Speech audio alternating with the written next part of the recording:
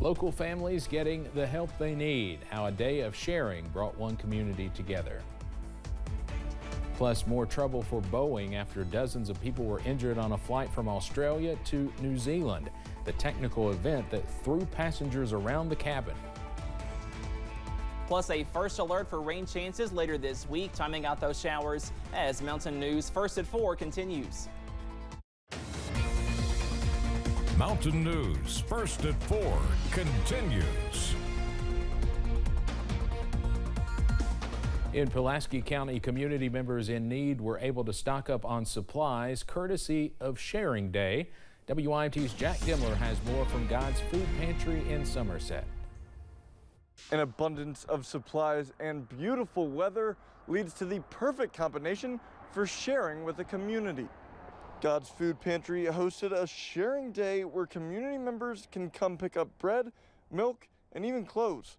Executive Director Brenda Russell says the sharing days support more than just their client families. What's great about the sharing days is we don't have any requirements for that. You just have to say that you're in need or be in need. And for many families who maybe make a little too much to use our services but are still struggling to make their bills, having a sharing day or access to some of that extra food is a blessing for them. Russell says they aim to do about 100 sharing days a year. In Somerset, Jack Demler, WYMT Mountain News.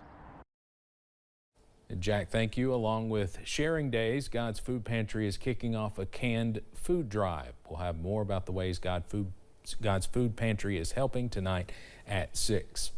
It's another big day for the 2024 presidential election. Voters in Georgia, Hawaii, Mississippi, and Washington are casting ballots for Super Tuesday Part 2. Both President Joe Biden and former President Donald Trump could get the delegates needed tonight to clinch the Democratic and Republican nominations. Both candidates are already gearing up for 2020 rematch. We'll have more from the campaign trail ahead at 5:30.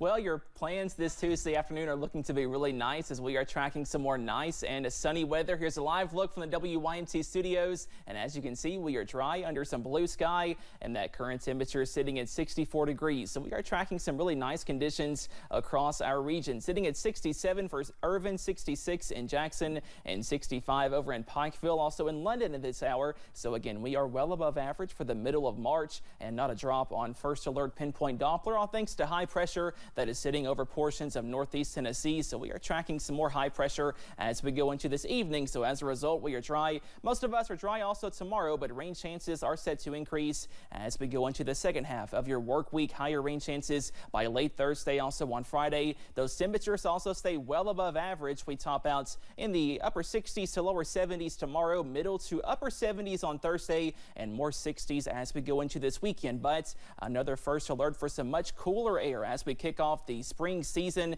By Tuesday, highs back in the lower 40s and lows in the 20s. So we are not done with the cold weather just yet. Those details on the way in just a little bit. Steve? Cameron, thank you. Another massive shakeup in Haiti. The country's prime minister is stepping down. The resignation comes after more than a week of some of the worst violence the country has seen. And on the same day, leaders of the Caribbean nations held an emergency meeting about the crisis. Over the weekend, the U.S. military airlifted non-essential embassy personnel from the country as armed street gangs try to take over the capital. U.S. lawmakers are keeping a close eye on the crisis. The more we allow the gang members to take over the country and be successful in their plans, the bigger security risk that we have to our country. Haiti's prime minister says he and his team will resign after the transitional consul is created. Meanwhile, the European Union and Germany have also evacuated staff as the gang violence escalates. The first ship carrying aid supplies to Gaza from Cyprus left today. The ship is called Open Arms. It was loaded with 220 tons of food aid bound for the Gaza Strip. This is part of a new effort from the European Union. If successful, this delivery would be the first time since 2007 that the Israeli Navy would let ships get to Gaza. That was the year Hamas took control of the Palestinian enclave. The journey is expected to take 3 days. A murder case that gripped the nation decades ago is back in a California courtroom. Convicted killer Scott Peterson appeared in court via Zoom today. He's serving life in prison for the 2002 murder of his wife Lacey and unborn son. But now the Los Angeles Innocence Project is representing Peterson with its focus on what it says is newly discovered evidence in hopes of getting him a new trial. They've filed a motion for DNA testing to potentially clear Peterson. More trouble in the skies for Boeing after dozens of people were injured during a flight. Passengers say they were thrown around the cabin. And that's not all. Another flight had to turn back after a different Boeing aircraft experienced a maintenance issue. Ivan Rodriguez breaks down the latest incidents as well as the most recent findings by the FAA. Terrifying scenes during a LATAM Airlines flight on a Boeing 787 Dreamliner from Sydney, Australia to New Zealand. It felt like, you know, when you are in a roller coaster and you just go like this, that sensation. And then everything flew up, went down, and it was like very shocking. Approximately 50 people were treated for injuries on arrival in Auckland. 12 patients were sent to the hospital. LATAM Airlines says the flight experienced a technical event resulting in a strong movement, but did not elaborate. There was a 2.5-year-old sleeping on the seat next to us on the other side. He went up in the air and landed on the ground.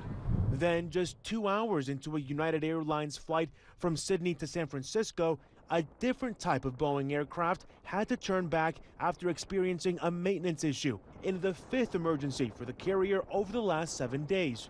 First responders were seen assessing the tire area of the aircraft once it landed. Both incidents come as the Federal Aviation Administration says an audit of Boeing's production of the 737 jet uncovered a number of issues. The audit was triggered by a door panel blowout during an Alaska Airlines flight in January. The FAA has given Boeing until late May to come.